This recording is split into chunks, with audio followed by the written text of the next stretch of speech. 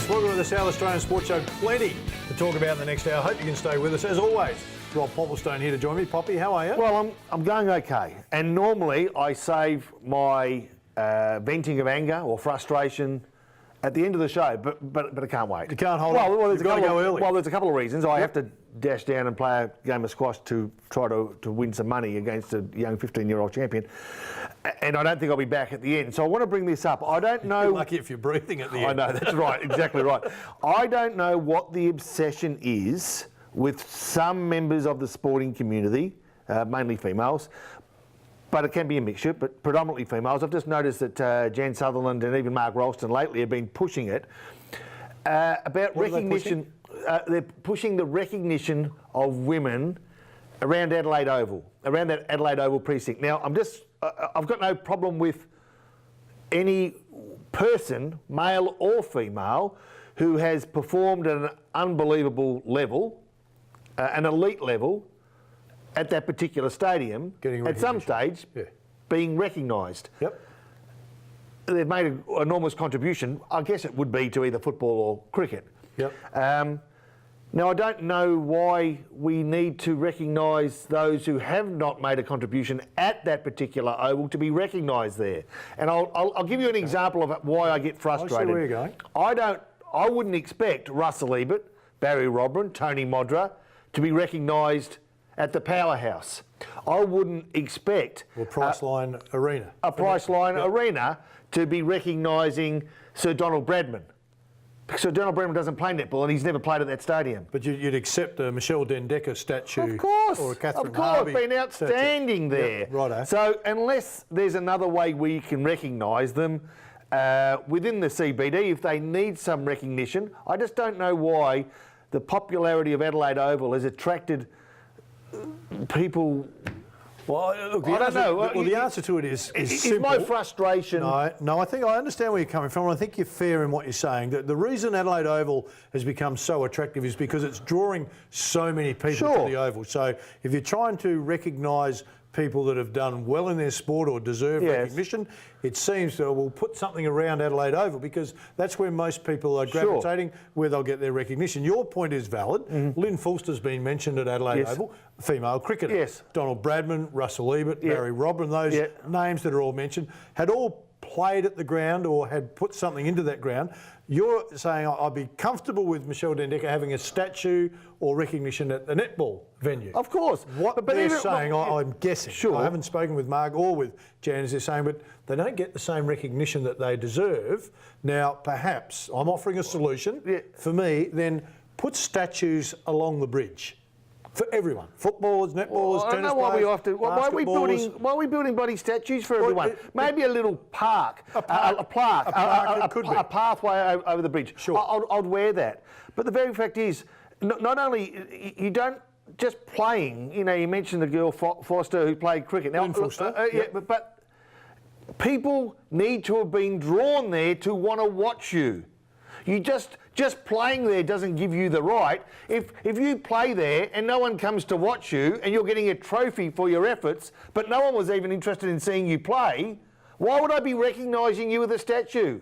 Well, Lynn was an amazing cricketer, Australian cricketer, and that's impeccable. Cool. No, that's fantastic. Yeah. But how many times did you go to the stadium to see her? People used to find each other to go and see Sir Donald Bradman or Ebert or Robran or Blight. Yes. They used to.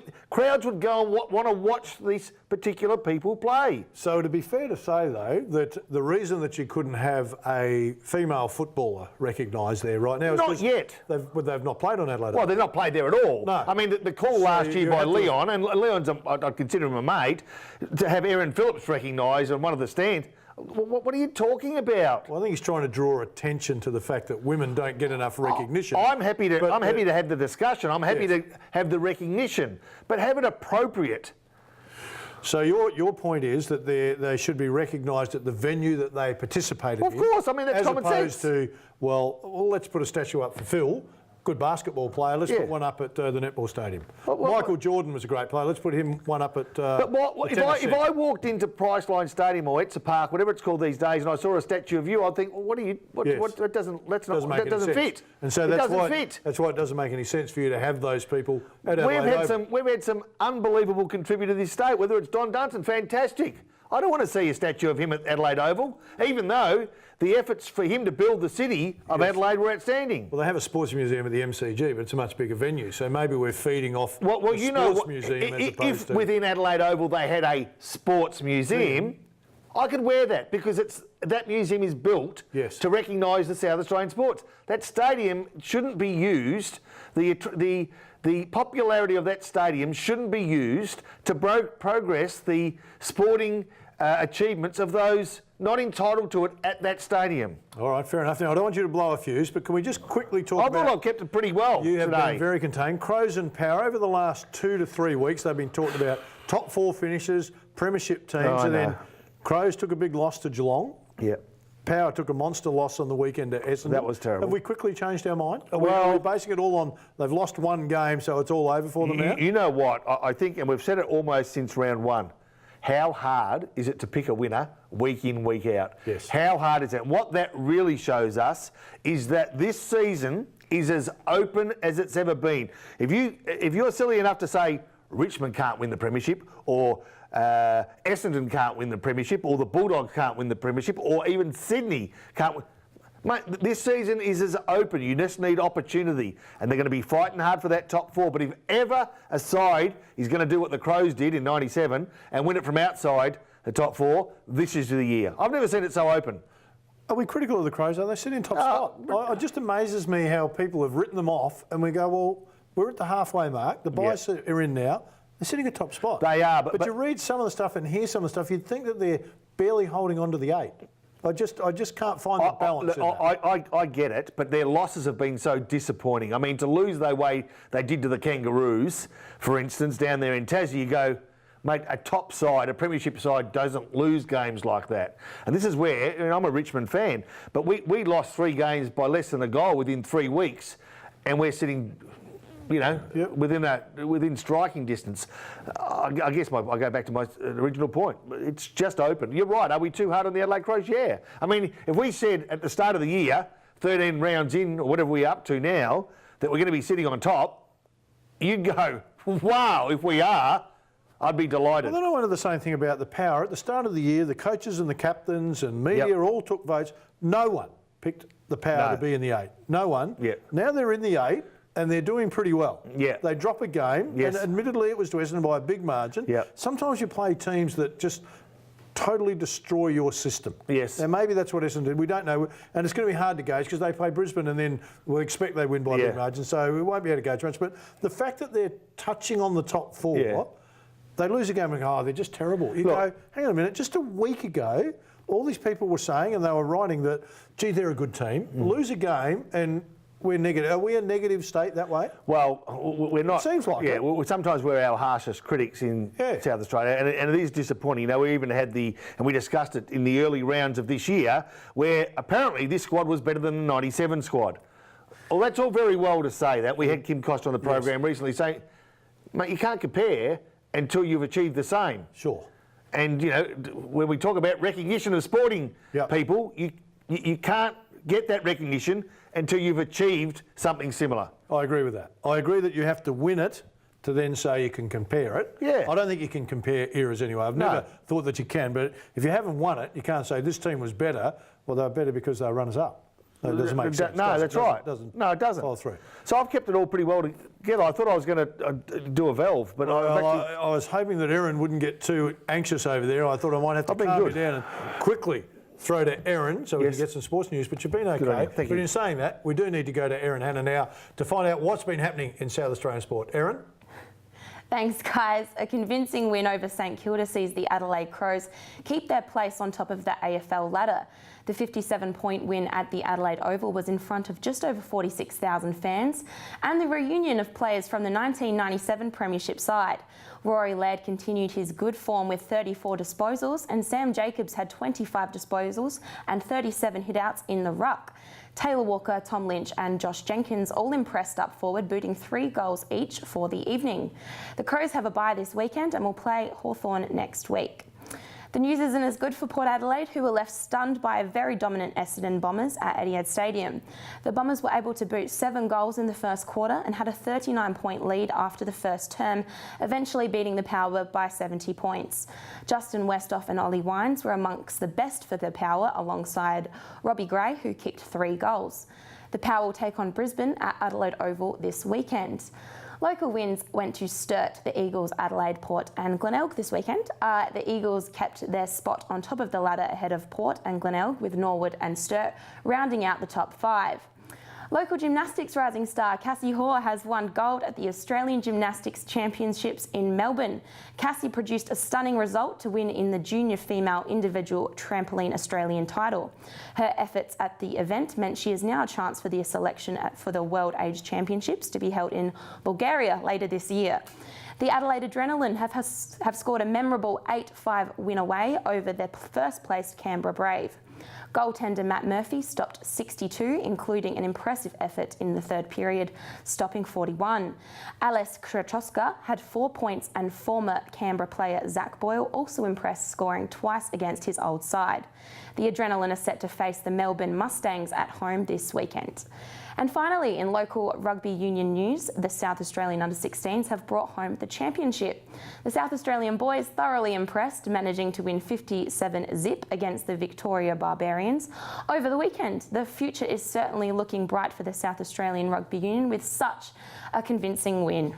Back to you guys on the desk. Yes, thanks for that, Aaron. Time to turn our attention to the South Australian Footballer magazine. Sam, the #1 journo for the magazine. Good enough to get a little smile on your face there, Sam. You like the sound of that? Thanks for that one, Phil. Yeah, you like that. Now, Sam, plenty to talk about, mate, but let's get down to this one, the YouTube, the South Australian Footy Mag YouTube. Tell us a bit about that. Well, with everyone having a weekend off this week because of the long weekend, it's a good chance to go back, look at the South Australian Footballer TV channel on YouTube. We've got interviews with players, coaches, club legends. There's the club legend of the week. Most recent one, Josh Russo from the Salisbury North Footy Club. I've spoken about this before, but we've got the live call of games, but we also record the games and put them up a week after they're played. So you can go back and watch our game of the round from the Adelaide Footy League, whether it's in Div 1, 2, 3, wherever it is. Most recent one up at the moment, we have Gazer versus Old Ignatians. Okay. But we've also other ones in the archives, Unley versus Athelston, Teacher Gully versus Payneham from this year. That was a good game, so you can get back, watch the A's and the reserves of those fixtures. Like I said, interviews, we've got wraps of every round from our team. We've got Luke Hosey, TJ Darcy, Wayne Knowles, Dutchy, colourful crew. Yeah, good. Wow. Yeah, make it a lot of fun, but also there's no one else in the state that's got the knowledge and the knowledge that they Is that do. Dutchy Holland? Dutchy Holland, yeah. Mate, he's crazy. He's a good bloke. Yeah, he's a good bloke. Be a good story. Great. And Luke Hosey, of course. I know Luke well. He's a good bloke. How do we get to it on YouTube, though? It's easy to say it's on YouTube. What do we YouTube to get So to? YouTube, search the South Australian Footballer. South Australian Footballer. It'll be the first one that come up. Yep, okay, fantastic. Now, you talked about the live footy calls. How do we switch into that? What do we want to listen to it? So it's the Mix LR app. Go to the App Store, whether you've got Android or Apple, download that. Search for Adelaide Footy League in that app, and you'll get the South Australian Footballer magazine call of the game every Saturday. Okay, well done. Can you break that down, Poppy? Because that was nearly Japanese. No. Okay, so I think the SNFL doing something similar with their digital pass, where you just download an app and you can access the calls that you want. I think you have to pay for that particular pass. Yes, but this is all free. Okay, fantastic. All right. Divi 1, what's happening Divi 1? Divi 1 at the moment, about as hard to pick as the AFL at the moment. There's upsets left, right and centre, but at the moment you've got Ross Trevor, Teacher Gully tied on 14 points at the top of the ladder. They clash in about a month's time, and everyone's thinking about that already, even a month in advance. Heath Kamain, sitting second in the goal kicking, has been excellent for Ross Trevor, pushing them. They're on about a 7-game win streak at the moment. Ross Trevor have a big run of home games because Campbelltown Memorial Oval's being done up during the second half of the season, so they're really taking advantage. Saying that, Trent Melville from Teacher Gully still on top of the goal kicking with 22 goals, kicked a few big bags earlier on in the season. And then you have Ryan Spittle, Luke Trenorden and Mitch Wicks all doing really well in the goal kicking. Brock Castry as well.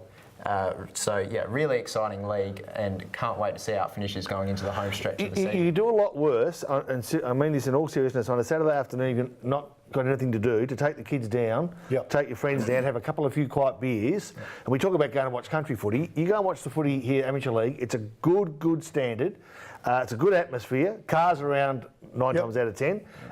It's a good day out, and some of these teams that you're mentioning have got a sprinkling of really top class players throughout them. There are a few AFL players. Jacob Gilby from Ross Trevor, another one enjoying a very good season. And like I said, park your car around the oval if it's a bit wet and you sit in the boot and watch from the corner. Yeah, that's right. Not too bad. As always, Sam, good to catch up with you. The SA Footballer magazine. Get on YouTube, South Australian Footballer, and have a look. It is exceptional. Stay with us. Plenty to come on the show.